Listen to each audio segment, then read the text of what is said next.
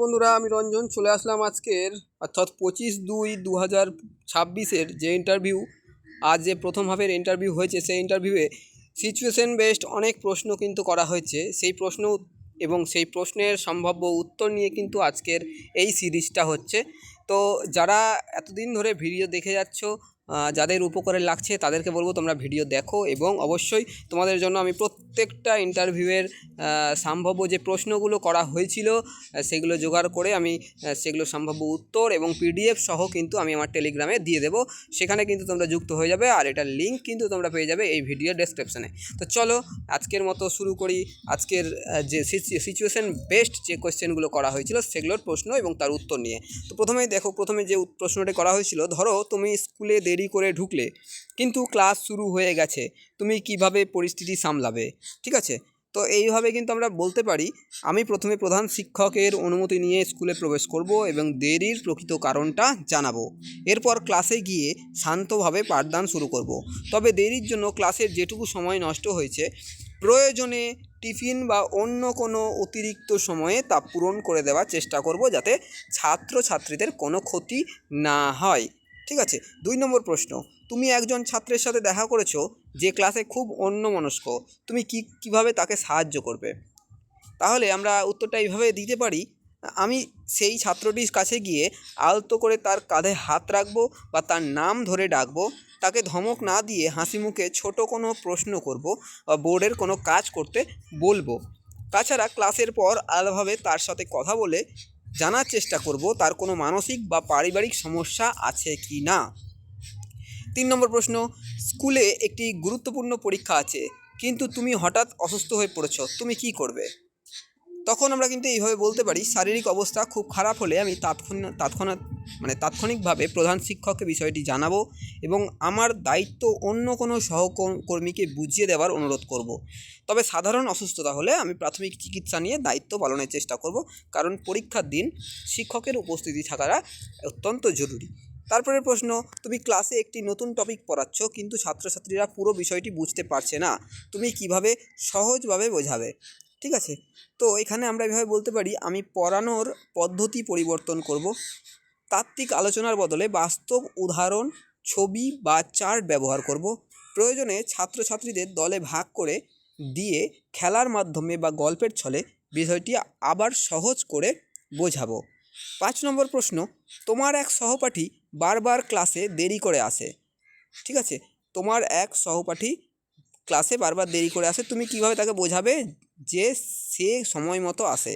আচ্ছা, এখানে সহপাঠী বলতে প্রিন্টিং মিস্টেক হয়েছে, এটা সহপাঠী হবে না, এখানে সহকর্মী হবে। ঠিক আছে, তাকে তুমি কি করে, সহকর্মীকে তুমি কি করে বোঝাবে? ঠিক আছে, যে তুমি সময় মতো যাতে সে আসে। তো এইভাবে কিন্তু আমরা বলতে পারি, আমি ব্যক্তিগতভাবে তার সাথে কথা বলবো, তাকে বোঝাবো যে শিক্ষক হিসেবে আমরা শিশুদের রোল মডেল, আমরা দেরি করলে ছাত্রছাত্রীদের মধ্যে নেতিবাচক প্রভাব পড়ে এবং স্কুলের বিশৃঙ্খলা সৃষ্টি হয়।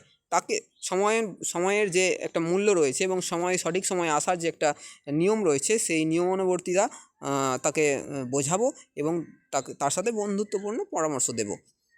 তারপরে প্রশ্ন, স্কুলের একটি অনুষ্ঠানের জন্য তোমাকে একটি গুরুত্বপূর্ণ ভূমিকা দেওয়া হয়েছে কিন্তু সময় কম, তুমি কিভাবে প্রস্তুতি নেবে?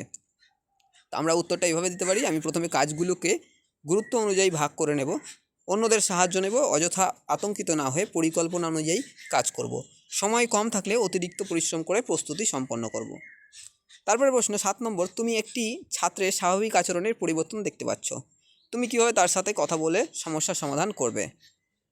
আমি তাকে একান্তভাবে আলাদাভাবে ডেকে বন্ধুর মতো কথা বলবো, তাকে বোঝাবো যে আমি তার শিক্ষক হবার পাশাপাশি একজন শুভাকাঙ্ক্ষী, তার ভালো লাগা বা ভয়ের জায়গাগুলো জানতে চাইবো। প্রয়োজনে তার অভিভাবকের সঙ্গে কথা বলে পরিবর্তনের কারণ অনুসন্ধান করব। ঠিক আছে। 8 নম্বর প্রশ্ন, স্কুলে একটি নতুন শিক্ষানীতির প্রয়োগ শুরু হয়েছে কিন্তু কিছু অভিভাবক তাতে অসন্তুষ্ট, তুমি কিভাবে তাদের বোঝাবে? আমি অভিভাবকদের নিয়ে একটি সভার আয়োজন করব, সেখানে নতুন শিক্ষানীতির সুবিধাগুলো এবং শিশুদের ভবিষ্যতে এটি কিভাবে কাজে লাগবে তা সহজভাবে বোঝাবো।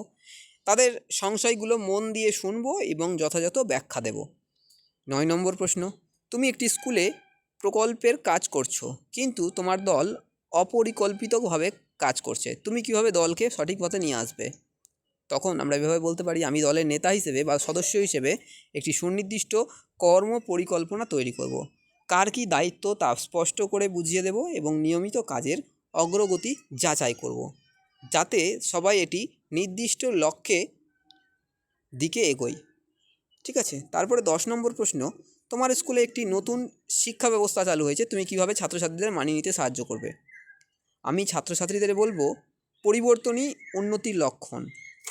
নতুন পদ্ধতির মজার দিকগুলো তাদের সামনে তুলে ধরবো।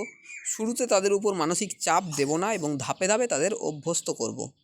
11 নম্বর প্রশ্ন, তুমি ক্লাসে একটি কঠিন গাণিতিক সমস্যার সমাধান করছো, কিন্তু একজন ছাত্র ঠিকমতো বুঝতে পারছে না, তুমি কিভাবে সহজ করে বোঝাবে?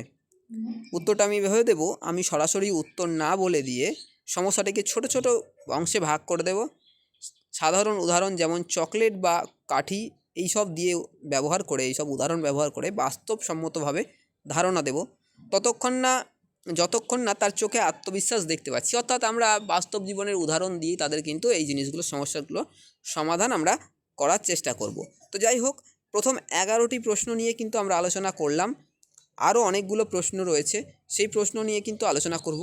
আমি ভিডিওটা দীর্ঘায়িত করতে চাইছি না, আবার একটা পার্ট নিয়ে আসবো। এটা পার্ট 1, পার্ট 2 নিয়ে আসবো কিছুক্ষণ পরেই সেই ভিডিওটা আপলোড হবে। ততক্ষণ তোমরা এই ভিডিওটা দেখো এবং এই ভিডিওটা থেকে যদি উপকার পাও, মনে যদি হয় তোমাদের উপকারে লাগছে, অবশ্যই একটা লাইক করে দিয়ে যেও। আর অবশ্যই চ্যানেলে নতুন হলে চ্যানেলটি সাবস্ক্রাইব করে দিও।